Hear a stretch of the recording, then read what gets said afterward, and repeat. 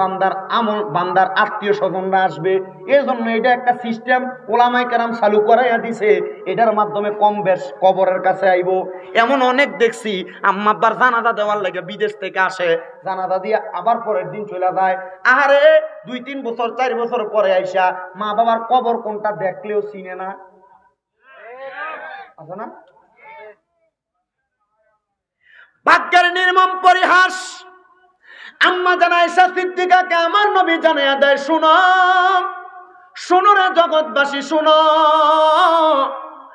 আমি আয়েশা সিদ্দিকা নবীজির জবান মুবারকের মধ্যে বলতে শুনলাম, নবী আমার যখন কবরের কঠিন আযাবের কথা বলতেছে, আমার নবীজি নবীর চোখ মুবারকের পানিগুলা ছেড়ে দিয়েছে।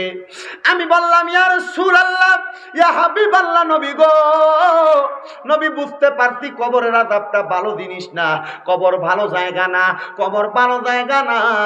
আমার নবী আবার একটা মুস্কি হাসি দিছে, কিন্তু আমার নবীদের চোখ মুবারকটি বায়া বায়া পানি পড়ে। আম্মা জান আয়েশা কয়, নবী গো, মুস্কি মুস্কি হাসেন, আবার আপনার চোখ মুবারকে পানি দেখা যায়।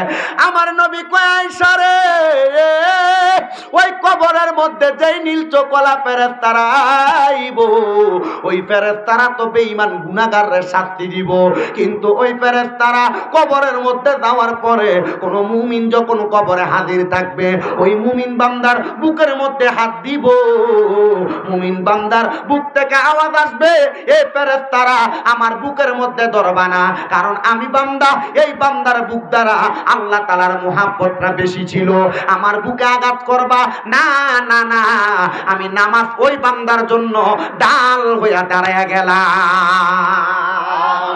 এবার ওই বান্দাটার মুখের মধ্যে আঘাত করতে যাবে, বান্দার জবান থেকে এবার একটা বাধা সৃষ্টি হবে, ফেরেশতা মুখে হাত দিস না রে, আমি হইলাম এই বান্দার সেজদা, এই বান্দার সেজদা, এই বান্দার সেজদা, আমি ফেরেশতারা তোমাদেরকে বাধা প্রদান করি, বান্দারে মুখের মধ্যে আঘাত করবা না। এবার ফেরেশতারা বান্দার বাম দিক দিয়া যাবে, বান্দার বাম দিকে যখন আঘাত করতে যাবে, বান্দারে এবার একটা ডাল হইয়া ফেরেশতার সামনে দাঁড়ায়া যাবে, ওই ডালটা ডাক দিয়া বলবে, ফেরেশতারে, ও হাদিস শরীফ বলতেছি, মুসান্নাফ ইবনে আবি শায়বা হাদিস নিতে বলতেছেন, শুনেন রে জগতের বন্ধুরা, আল্লাহর নবীজি রাহমাতুল লিল আলামিন নবী বর্ণনা করতেছে, ওই ফেরেশতাদেরকে জবাব দেওয়া হবে, জবাব দেওয়া হবে, আমি হইলাম বান্দাটার সদকা, আমি হইলাম বান্দাটার সদকা, আমারে তুমি আঘাত করতে পারবা না। এবার ফেরেশতারা ঘুইরা ডান দিক দিয়া যাবে, ডান দিকে যখন ফেরেশতারা ধরার চেষ্টা করবে, ডান দিক দিয়া ফেরেশতার সামনে দাঁড়ায়া যাবে, ওইটা ডাক দিয়া বলবে, আমি হইলাম ওই বান্দার আম্মা আব্বার পক্ষ থেকে 2 জন ফেরেশতা, আমরা বান্দার জন্য ডাল হইয়া গেলাম, বান্দাকে আঘাত করতে পারবা না। কেন গো, কেন আঘাত করতে পারবো না? আঘাত না করতে পারার কারণ হইল, বান্দা দুনিয়াতে নামাজ আদায় করেছে, সাজদার মধ্যে অবনত ছিল, নামাজের মধ্যে মনোযোগী ছিল, বান্দা দুনিয়ার মধ্যে দান সদকা কইরা কবরে আসছে, আম্মা আব্বারে খুশি রাইখা কবরে আসছে, এই জন্য বান্দারে কবরের মধ্যে শাস্তি দিতে পারবা না। এমন ভাবে বান্দা কবরের মধ্যে কেমনে থাকবে? আল্লাহর নবী ডাক দিয়া কইনু সল্লুন, কবরের মধ্যে বান্দা নামাজ পড়বে, বলে কেমনে গো, কেমনে কেমনে? আল্লাহর নবী বর্ণনা করতেছে, আমি যখন মেরাজে যাইতেছি, যাওয়ার সময় দেখলাম মুসা নবী ওনার কবরে নামাজ পড়ে, ঈসা নবী ওনার কবরে নামাজ পড়ে, দাউদ নবী ওনার কবরে নামাজ পড়ে, সব নবীরা কবরে নামাজ পড়ে। আমি যখন বাইতুল মুকাদ্দাসে গেছি, আমি যাইয়া দেখলাম কবরে আর কোনো নবী নাই, সব নবীরা বাইতুল মুকাদ্দাসে দাঁড়ায়া রইছে। আমি নবী বুঝতে পারলাম এই নবীরা সৎ কাজ করেছে, আমার উম্মত যদি সৎ কাজ কইরা কবরে যায়, আমার উম্মত তো কবরের মধ্যে নামাজি হইব, কবরের মধ্যে নামাজ পড়বে, আল্লাহর কুদরতি কদমের মধ্যে সেজদা দিবে। সাহাবায়ে কেরাম কয়, নবী গো, ও দয়ার নবী, মায়ার নবী, রাহমাতুল লিল আলামিন নবীজি, আপনার কাছে জানতে চাই, বান্দা কতদিন কবরের মধ্যে নামাজ আদায় করবে? আমার নবী কয়, যতদিন পর্যন্ত সূর্য পশ্চিম আকাশে না উঠবে, যতদিন পর্যন্ত মানুষের চুলা থেকে পানি না বের হবে, যতদিন পর্যন্ত মানুষগুলা আল্লাহকে ভুলে না যাবে, ততদিন পর্যন্ত মানুষ আল্লাহর কুদরতি কদমে সেজদা দিবে। ও নবী, ওই সময় কোন সময়? আমার নবী কয়, কিয়ামতের পরবর্তী হাসরের ময়দানের জায়গা, যেই জায়গার মধ্যে মানুষ গামের সাগরে সাঁতার কাটবে। নবী গো ওই সময় কোন সময়? আমার নবী কই ওই সময় হইল যেই সময় সকল মানুষ উলঙ্গ থাকবে। ও নবী বুঝলাম না, মানুষ কেমনে উলঙ্গ থাকবো? একজনকে আরেকজনকে দেখবো না। আমার নবী কয় গুনাহ করার কারণে তাদের মাথার উপরে 12 সূর্যের তাপ যখন পইরা যাইব, ওই মানুষ সহ্য করতে পারবে না। মানুষ সূর্যের তাপটা সহ্য না করতে পাইরা উপরের দিকে তাকায়া থাকবো, মানুষের চেহারাটা ঝলসে যাবে, মানুষ চোখ দিয়া একজন আরেকজনকে দেখতে পারবে না। নবী গো ওই হাসরের ময়দানে মানুষ এমন পিপাসার্ত হইয়া যাবে। কেমন পিপাসা? বলে পানির জন্য হায় হায় হায় হায় করবে, মানুষগুলা পানি পাইবে না। নবী গো কেমনে বাঁচবো? আল্লাহর নবী কয় একটা লোহার গরম পাত্রের মধ্যে অন্যান্য জাহান্নামীদের রক্ত পুষ্পুরেয়া ওই বান্দাটাকে খাইতে দেওয়া হবে। বান্দা দুনিয়ার পানির মধ্যে একটা পোকা পড়লে ওই পানি তুমি মুখে লও না, কিন্তু রক্ত পুষ কেমনে খাইবা? হাসরের ময়দানে কেমনে কষ্ট সহ্য করবা? আল্লাহর নবী কয় ও জগতের মানুষের দলেরা, তোমরা যদি ওই হাসরের ময়দানের কঠিন আযাব থেকে বাঁচতে চাও, তাইলে তোমরা দুনিয়াতে আল্লাহ নবীর পথ মতে চলতে থাকো। নবী গো নবী গো নবী গো নবী গো নবী গো আপনি নবী বলেন না কোন পথে চললে আপনি খুশি, আল্লাহ খুশি? আল্লাহর নবী কয় ইল্লাল্লাযীনা আমানু ওয়া আমিলুস সলিহাতি ওয়া তাওয়াসাউ বিল হাক্কি ওয়া তাওয়াসাউ বিস সবর। এক নাম্বার ইমানদার হইয়া যাও, দুই নাম্বার নেক আমল করনেওয়ালা হইয়া যাও, হকের পথে থাকো, ধৈর্য ধারণ কইরা মরণ পর্যন্ত ঈমানের সাথে জীবন যাপন করো, দেখবা তোমার মরণ হবে ঈমানের দৌলতওয়ালা মরণ। আপনারা বলেন ঈমানের দৌলত নিয়ে আমরা সবাই মরতে চাই কি চাই না? কি নিয়ামত! নবী আমার ডাক দিয়ে বলে জগৎবাসী শুনো রে, ওই হাসরের ময়দানে মানুষের কত কঠিন পরিস্থিতি। আমি নবীজি রাহমাতুল লিল আলামিন নবীজি হাসরের ময়দানের পশ্চিম দিক থেকে যখন হাসরের ময়দানে আগমন করব, তাকে দেখবো আমার অনেক উম্মত দাঁড়ানো। আমার উম্মত গুলার চেহারাটা কেমন মলিন মলিন হয়ে গেছে। মা বাবা মারা গেলে সন্তানের চেহারার মধ্যে যেমন একটা এতিম এতিম ভাব, আমার উম্মতের চেহারার মধ্যে এমন একটা এতিম এতিম ভাব। ও বন্ধু, কেন তুমি দুনিয়াতে গুনার কর্ম করো? ও বন্ধু, কেন তুমি দুনিয়াতে নামাজ ছাড়ো? বন্ধু আমার, কেন তুমি দুনিয়ার জমিনের মধ্যে হিংসা বিদ্বেষ করো? আল্লাহর নবীর আরেকটা হাদিস আমি আপনাদেরকে শোনাই, ভালো লাগবে। নবী রাহমাতুল লিল আলামিন নবীর হাদিস শরীফ, হযরতে মুআয ইবনে জাবাল রাদিয়াল্লাহু তাআলা আনহু বলে, আমি আমার নবীজির দরবারে বসা, আমার নবীজির দরবারে যখন বসা, আমার নবী মানুষকে হেদায়েতের দাওয়াত দেয়। এমন টাইমে একজন ইহুদি আইসা আল্লাহর হাবিবের কাছে বলে, ইয়া রাসূলুল্লাহ, আমার মা বাবা আপনার কদমে কোরবান হোক। আমার মা মুসলমান, আমার বোন মুসলমান, আমার আব্বাজান মুসলমান ছিলেন, মারা গেছে, কিন্তু আমি ইহুদি। নবীজি আমি একজন খ্রিস্টীয়, আপনি আমার এই মুহূর্তে কালিমা পড়াইয়া দেন। বলে কারণ কি? নবীজি আমার মা যখন নামাজ পড়ে, আমার আব্বাজান যখন নামাজ পড়তো, আমার বোন যখন ইবাদত করে, আমার কাছে বড় ভালো লাগছে।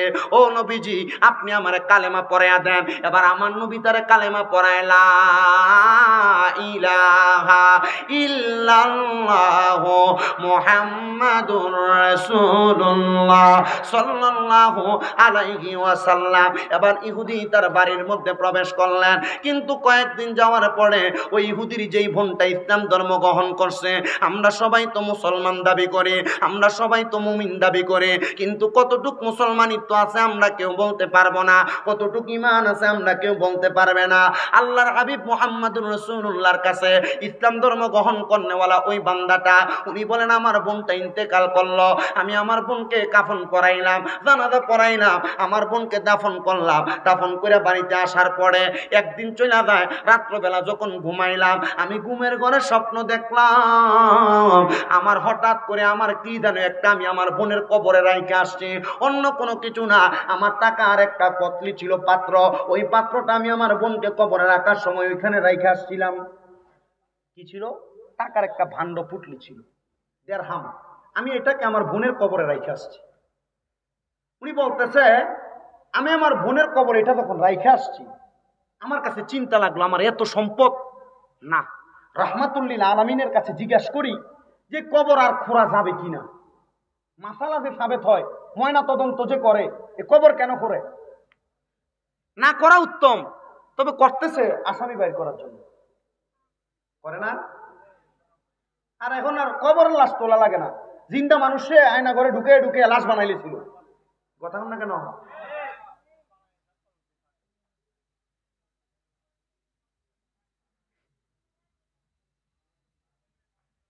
জালিম সব জায়গায় নির্যাতিত, জালিম সব জায়গায় অবাঞ্ছিত, তবে একটু দেরি আর একটু আগে। জুলুম পূর্বে কেউ করেছে, এখন আবার কেউ করবে, মনে করবেন না যে এটাও করে আবার পার পাওয়া যাবে। এ জুলুম যখনই শুরু হয় তখনই আল্লাহর পক্ষ থেকে এদের উপর একটা লানত শুরু হয়, শুধু একটু ফটতে দেরি হয় আর কি। এই জন্য মুসলমান নামাজ পড়ে আল্লাহর কাছে দোয়া করবেন, আল্লাহ আমরা জুলুমের শিকার হইতে চাই না। তো জুলুমের শিকার যদি না হইতে চান, বাংলাদেশে একটা কোরআনের আইন চালু হওয়া দরকার। তো কোরআনিক আইন তো চালু হচ্ছে না, ইসলামী শাসনতন্ত্র তো বাংলার সমাজে চলছে না, মানুষ পারছে না। আল্লাহ যেন এমন একজন ইসলাম প্রিয় মানুষকে বাংলার সমাজ পরিচালনা, বাংলার দেশ পরিচালনার জন্য নির্ধারণ করে। আমিনের আওয়াজ নাই তো, কারণ বাংলাদেশের মানুষ পাঁচ সাটা গোলাম হয়ে গেছে, যার পাঁচ ছাড়তে পারে তার পিছনে দৌড়ায়।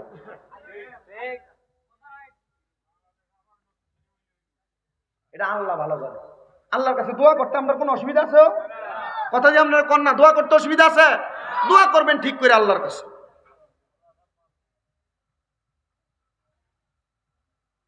তুমি রাহমাতুল লিল আলামিন নবীর কাছে গেছে, নবীজি আমি তো আমার একটা দেরহামের পুটলি ওইখানে রাইখে আসছি, ইয়া রাসূলুল্লাহ এখন আমার তো পয়সার দরকার, নচেত আমি আমার ঋণ পরিশোধ করতে পারবো না। নবীজি বলছে কবর খুঁড়ে ফেলো, খুঁড়ে তুমি তোমার জিনিসটা নিয়ে আসো। ওই ব্যক্তি বললেন আমি কবর খুললাম, আমার সঙ্গে মুয়ায ইবনে জাবালকে নিয়ে গেলাম। মুয়ায ইবনে জাবাল রাদিয়াল্লাহু তাআলা আনহু নরমাল কোনো সাহাবী না, প্রখ্যাত সাহাবী এবং প্রখ্যাত হাদিস বিশারদ। উনি বলেন আমি কবর খুইলা আমি পাইলাম কবর খোঁড়ার প্রথম জায়গায় আমার যেই দেরহামের পুটলি আমি এটা হাতে নিলাম। দেরহামের পুটলি হাতে নিয়া আমার একটু চিন্তা হইল, একদিন হইছে আমার বোনটারে কবর দিছি, যদি এখন আরেকবার আমার বোনটাকে দেখি কিছু হবে না, একটু দেখি। উনি কাফনের কাপড়টা যেভাবে দেওয়া, মুড়ি কি দেওয়া থাকে না বাঁধা খোলা থাকে? মাটি দেওয়ার পরে কি করেন? উনি বলে আমি কাফনের কাপড়টা সরাইলাম, সরাই আমি আল্লাহু আকবার বলে চিৎকার দিয়ে আমি আবার ছেড়ে দিছি। উনি বলছে আমি আবার কাফনের কাপড় আলগি দিলাম, উঠে আমি আবার আল্লাহু আকবার বলে ছেড়ে দিলাম। আমি আবার কাফনের কাপড়টাকে তোলা দিলাম, আমি আবার আল্লাহু আকবার বলে কাফনের কাপড়টা ছেড়ে দিলাম। আমি আবার কাফনের কাপড়টা বন্ধ করে আমি কবরের মধ্যে মাটিগুলা দিতে লাগলাম। দিয়া আমি আমার বাড়ির মধ্যে যাইয়া আমার মা জননীর কাছে প্রশ্ন করলাম, মা ও আম্মা জান, আপনি বলেন আপনি বলেন আপনি বলেন আমার বোন দুনিয়াতে এমন কোন কাজ করেছে যেই কাজের কারণে আমার বোনটা কবরের মধ্যে ভয়ঙ্কর রূপ ধারণ করবে? মা বলে তোমার বোন যেই সময় ইন্তেকাল করেছে তখনই তো জাহান্নামের বাসিন্দা হয়ে গেছে। এ মা আপনি তো অন্তরের খবর জানেন না, অন্তরের খবর জানে একজন, তিনি কে? আল্লাহ। ওগো মা আপনি কেমনে বললেন জাহান্নামের বাসিন্দা? ওই মা বলেন বাবা শুনো, তোমার বোনের তিনটা খাসলত ছিল, তিনটা খাসলত ছিল, যেই খাসলতের কারণে আমি মা বুঝতে পারলাম তোমার বোনটা জান্নাতে যাবে না, তোমার বোন ইন্তেকাল করার পর থেকে আল্লাহর আযাব সহ্য করা লাগবে। মা আমার বোনের তিনটা কি খাসলত শিক্ষা নেন। এক নাম্বার তোমার বোনের খাসলত হলো তোমার বোন ছিল একজন ছগলখোর। ছগলখোর কাহাকে বলা হয়? যেই ব্যক্তি একজনের কথা অন্যজনকে লাগায়, একজনের কথা অন্যজনকে বইলা ঝগড়া বিবাদ তৈরি করে। আল্লাহর নবী কয় তারা হলো ছগলখোর। তোমার বোনের এক নাম্বার স্বভাব ছিল ছগলখোর, কিন্তু মেয়েটা মুসলমান ছিল। তাহলে এটা কি নামে মুসলমান না কামে? মারহাবা জোরে। তোমার বোনের দুই নাম্বার স্বভাব, যখন এলাকার মানুষ শুয়া যাইতো দরজা বন্ধ করে ফেলতো, তোমার বোন মানুষের ঘরের দরজা ফাঁকা কইরা কান লাগাইয়া তাদের গোপন কথা শোনার চেষ্টা করতো।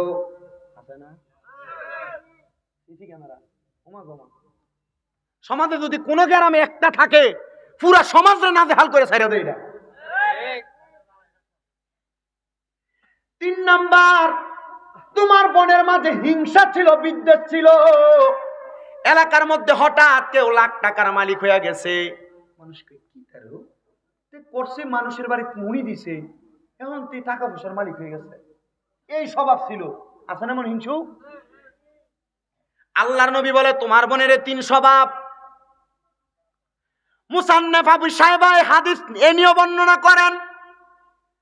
ওই জায়গার মধ্যে বর্ণনা করে বলেন এই মহিলার আরো 2টা স্বভাবের কথা বলা হয়। মহিলা ইসলাম কবুল করেছে কথা সত্য, কিন্তু মহিলা কোনোদিন কবরের কথা স্মরণ করে কান্না করে নাই। আমার মনে হয় না এই মাহফিলে যত মানুষ আছেন আপনারা, এখানে 50% মানুষ না, মাত্র 10% মানুষ পাওয়া যাবে না যে কোনোদিন কবরের কথা মনে কইরা কইরা কাঁদছেন, কবরের আযাবের কথা মনে কইরা কইরা কাঁদছেন। কাঁদবেন কখন? আপনি তো আপনার পরিবারকে সময় দিয়ে শেষ করতে পারেন না, ব্যবসা বাণিজ্য কইরা আপনি শেষ করতে পারেন না, আপনি আপনার দুনিয়ার বন্ধু বান্ধবকে সময় দিয়ে শেষ করতে পারেন না। ও মুসলমান, আপনার কদমে আমি হাতরা দিয়া বলি, যদি আপনি ওই কবরের কঠিন আযাব থেকে বাঁচতে চান, নবী আমার শিখিয়ে দেয়, কোনো মানুষ যদি দৈনিক 20 বার মরণের কথা স্মরণ করে, কবরের কথা স্মরণ করে, আর ওই দিন যদি ওই মানুষটা মারা যায়, তাহলে ওই ব্যক্তির মরণটা শহীদের মরণ হয়ে যায়। আল্লাহর নবী বলেন ওই শহীদের মরণটা পাওয়ার কারণে ব্যক্তি জান্নাতি হয়ে যায়। ওগো নবীজি, হাসরের ময়দানের কঠিন অবস্থা থেকে জান্নাত যাওয়া তো বড় কষ্টকর। হযরতে জাকারিয়া পয়গম্বর ওনার সন্তানকে বলে, না রে বাবা না, হাসরের ময়দান থেকে জান্নাত পর্যন্ত যাওয়ার জন্য টাকা লাগে না, দিরহাম লাগে না, পয়সা লাগে না, অন্য কোনো কিছু লাগে না। হাসরের ময়দান থেকে জান্নাত পর্যন্ত যাওয়ার জন্য পুঁজি হইল একটা। ওগো আব্বাজান, আপনি বলেন পুঁজি কোনটা? বলে পুঁজি হইল বান্দার চোখের পানি। হে আব্বা, মেনে নিলাম। হযরতে জাকারিয়া পয়গম্বরের সন্তান যখন মানলেন, জাকারিয়া পয়গম্বর বলে, তখন আমার সন্তানের বয়স 6 বছর। 8 বছরের মাথায় আমি আমার সন্তানকে একটানা 7 দিন খুঁজা পাইতেছি না। আমি তালাশ করলাম জঙ্গলে, তালাশ করলাম নদীর পারে, তালাশ করলাম পাহাড়ের গুহার মধ্যে, কোথাও আমার সন্তান নাই। এবার আমি জাকারিয়া পয়গম্বর একটু ক্লান্ত হয়ে যখন একটা খেজুর গাছের সাথে হেলান দিলাম, আল্লাহ তাআলার কুদরতি খাজিনা থেকে আমি জাকারিয়া পয়গম্বরের কাছে আওয়াজ আসে, হে জাকারিয়া, পাহাড়ের গুহার মধ্যে খুঁজলা, তুমি নদীর পারে খুঁজলা, গাছের আড়ালে খুঁজলা, বাগানে খুঁজলা, তোমার সন্তানকে পাও নাই। তুমি তো একবার আমি আল্লাহর কাছে খুঁজলা না, আল্লাহর কাছে তালাশ করলা না।